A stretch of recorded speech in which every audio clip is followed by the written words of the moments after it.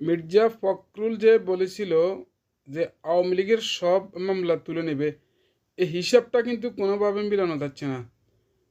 প্রথম কথা হচ্ছে, আপনি যদি এমপি মন্ত্রীও হন, তাহলে অন্যের করা মামলাগুলা আপনি কিভাবে তুলে নেবেন?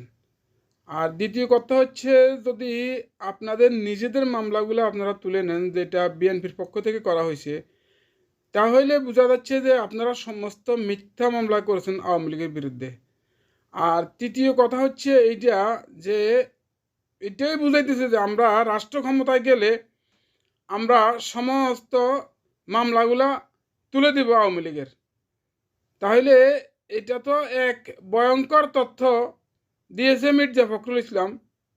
এতে বোঝা যাচ্ছে যে তারা ক্ষমতায় আসলে, যে 16-17 বছর হাসিনা যেভাবে ক্ষমতারে নিজের সম্পদ মনে করেছে, তারাও এরকম সম্পদ মনে করবে এবং কি তারা এভাবে ক্ষমতাকে অপব্যবহার করবে।